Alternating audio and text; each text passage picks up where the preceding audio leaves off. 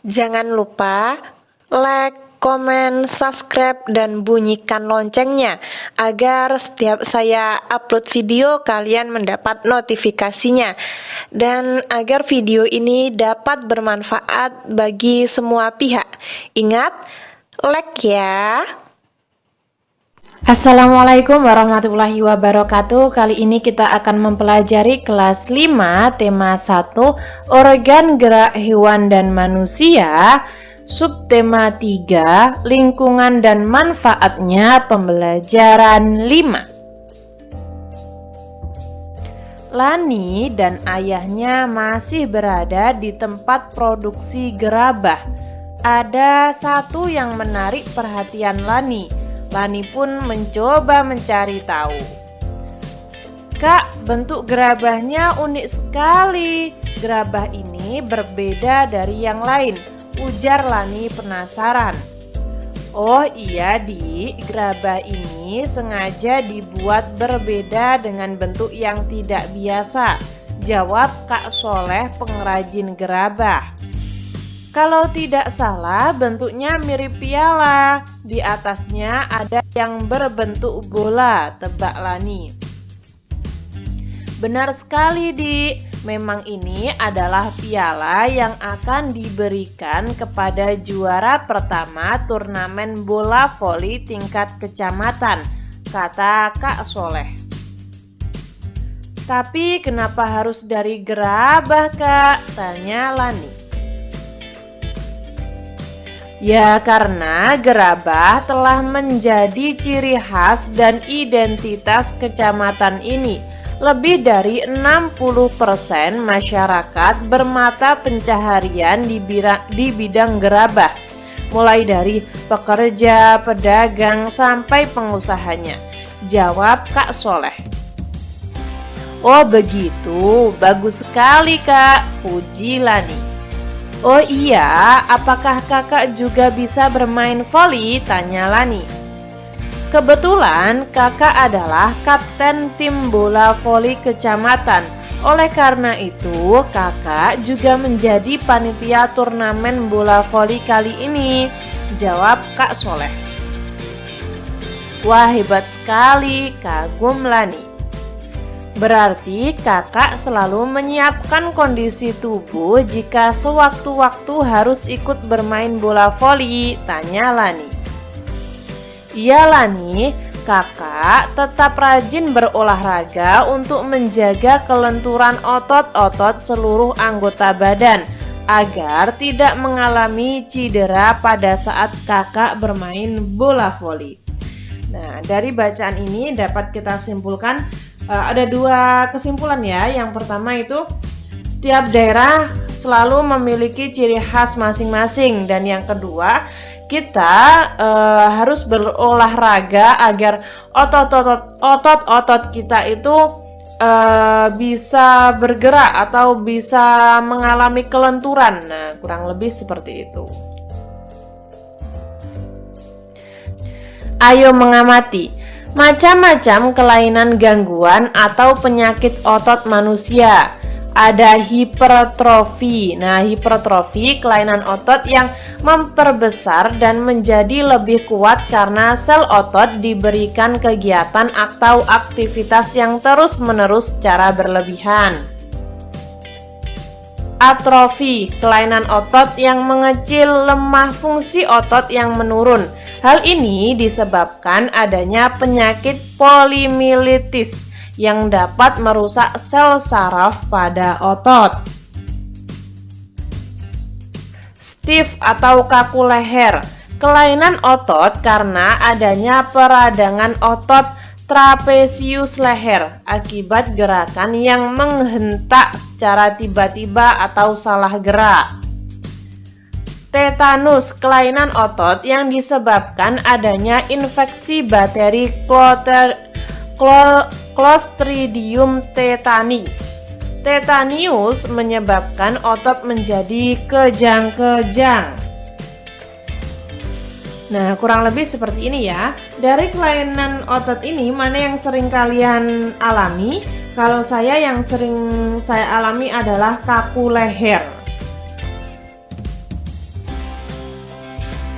Ayo berkreasi. Coba kamu amati kembali gambar tentang kelainan organ gerak manusia di atas. Amatilah salah satu gambar kelainan otot, kemudian buatlah model sederhananya dengan menggunakan tanah liat. Nah, kalian bisa melakukan dengan langkah-langkah seperti ini ya. Siapkan tanah liat, campur dan aduk, remas-remas, bentuk adonan. Setelah terbentuk, keringkan. Setelah kering, bersihkan. Lalu warnai sesuai dengan apa yang ingin kalian warnai. Nah, seperti contoh di samping ini ada gambar ya. Gambar seperti itu. Selamat mencoba.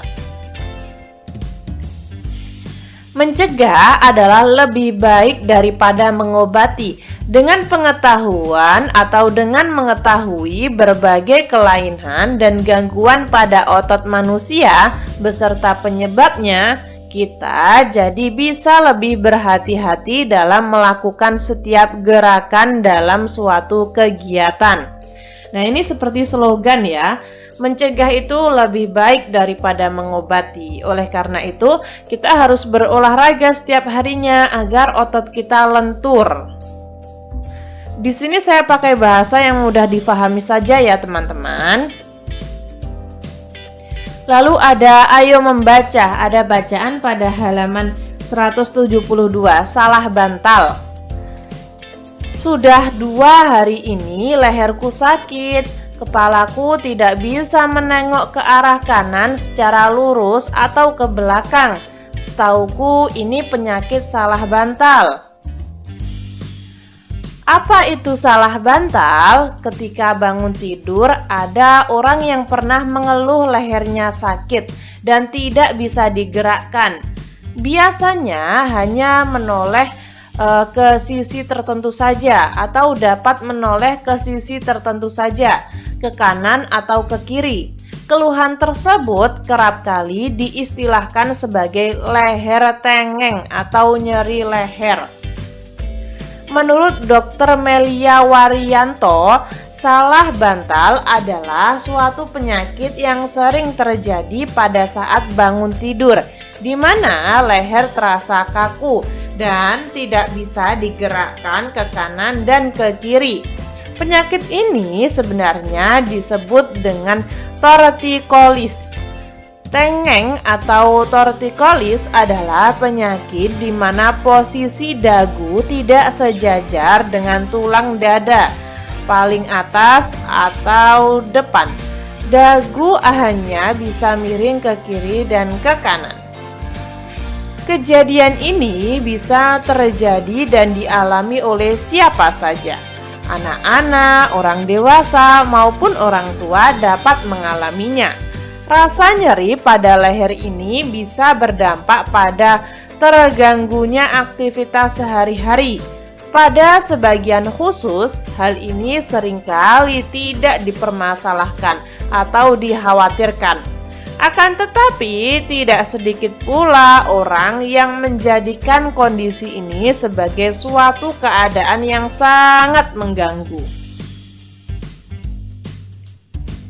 Penyebab torticollis adalah salah posisi tidur, bantal yang terlalu tinggi, bantal yang kaku, sehingga pundak menjadi pegal dan kaku. Leher terkilir, tengkuk dan leher terpapar angin dan dingin. Selain itu juga disebabkan oleh cedera atau terkilir pada otot leher dan tulang rawan, sendi dan rheumatisme otot leher.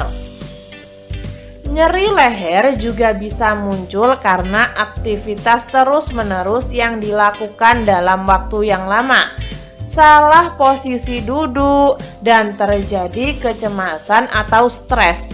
Oleh karena itu, kita harus selalu memperhatikan aktivitas yang kita lakukan sehari-hari. Kita juga harus berhati-hati dalam melakukan gerakan yang memanfaatkan kerja otot dan tulang. Semua orang bisa mengalami nyeri, Hal ini disebabkan karena postur tubuh manusia yang berjalan tegak lurus. Posisi kepala di atas ditunjang oleh otot-otot leher dan tulang belakang.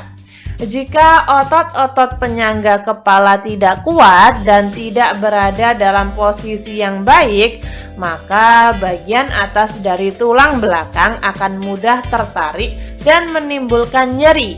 Penyakit ini juga dapat memberikan gejala seperti sakit kepala dan rasa aneh saat menggerakkan kepala.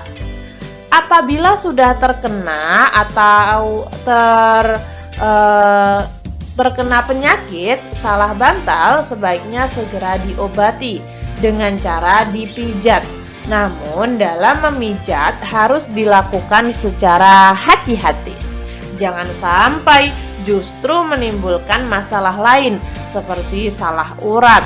Pengobatan ini harus segera dilakukan agar tidak mengganggu aktivitas sehari-hari.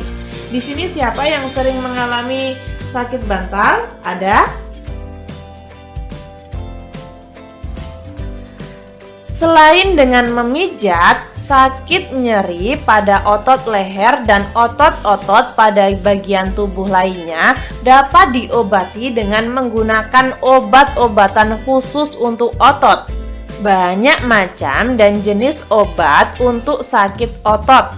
Ada obat alami dan obat kimia. Kita pun juga dapat melakukan perawatan sendiri di rumah, misalnya dengan mengompres, menempelkan koyo hangat, dan mandi air hangat. Bagaimana cara agar terhindar dari penyakit salah bantal? Caranya sebagai berikut. Nah, ada 5 cara. Posisi tidur harus nyaman, jangan menggunakan bantal yang keras dan tinggi.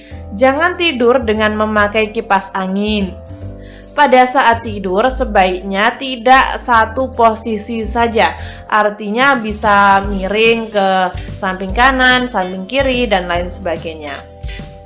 Tidur jangan di atas kasur yang keras. Nah, itu adalah suatu wawasan ya, tambahan wawasan tentang penyakit salah bantal. Pada bacaan ini ada 10 paragraf ya.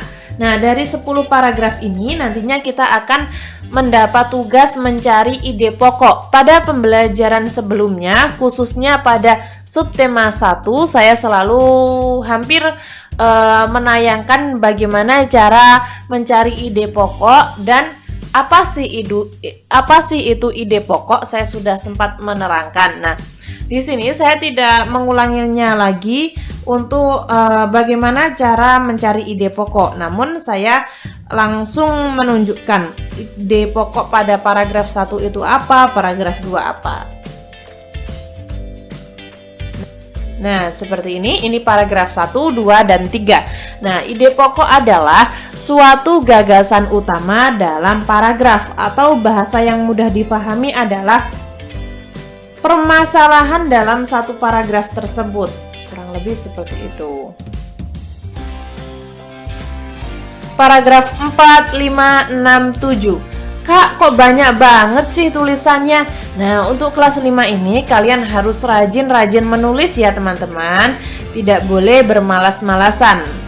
Kurang lebih seperti itu. Memang pada bacaan tadi ide pokoknya cukup banyak. Jadi kalian harus sabar.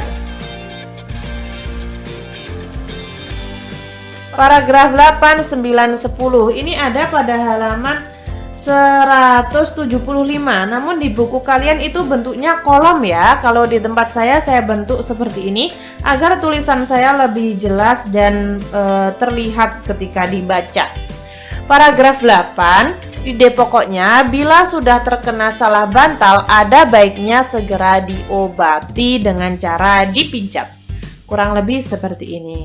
Tidak harus sama kok dengan saya. Ketika teman-teman memiliki pemikiran atau ide lain juga tidak apa-apa. Silahkan kalian tulis.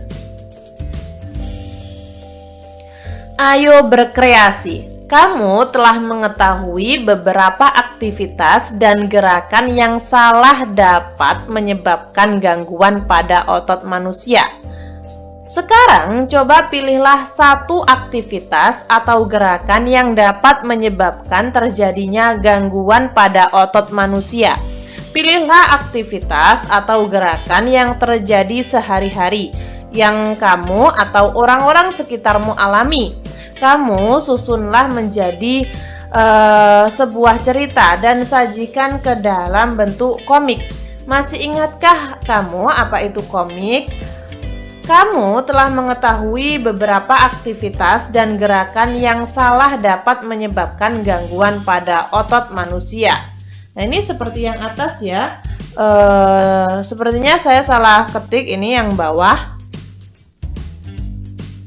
Nah, ciri-ciri komik. Ada banyak sekali ciri-ciri komik, teman-teman. Di sini ada hadir untuk menyampaikan cerita, promosial keberadaan gambar. Nah, ini adalah ciri-ciri komik. Di sini saya sudah membuat atau menempelkan. Nah, saya cari di Google seperti ini gambar komik ya. Mungkin kalian sering membacanya ya. Komik ini identik sekali dengan anak-anak seusia kalian. Nah, lalu setelah kalian mempelajari tentang ciri-ciri komik, kalian mendapat tugas untuk membuat komik yang menarik. Nah, ini ada pada halaman 177 ya teman-teman. Di situ ada kolom besar. Nah, kalian bisa menggambar komik. Kelihatan nggak tulisan pada komik saya ini? Saya akan membacakan ya agar kelihatan lebih jelas. Nah, ini tulisannya, salah bantal sering terjadi saat bangun tidur.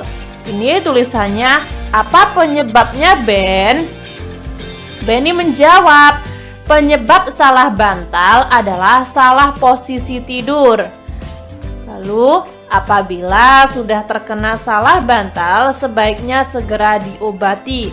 Manusia memang aneh, bantal yang tidak tahu apa-apa malah disalahkan. Nah, kurang lebih seperti ini ya. Kelihatan ya tulisan saya? Ini bisa kalian gambar pada halaman 177.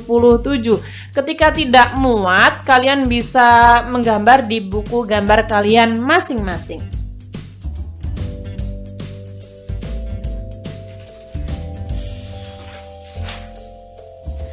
Ayo berdiskusi. Setelah gambar selesai kamu buat, ceritakan kembali gambarmu tersebut di hadapan teman dan gurumu. Jangan lupa untuk meminta tanggapan, pendapat, dan masukan dari guru dan temanmu. Kurang lebih seperti itu ya teman-teman. Ketika teman-teman ada saran, masih kurang paham, atau mungkin saya salah ketik, salah pengucapan, kalian bisa tulis di komentar agar saya bisa memperbaikinya. Semoga bermanfaat. Wassalamualaikum warahmatullahi wabarakatuh.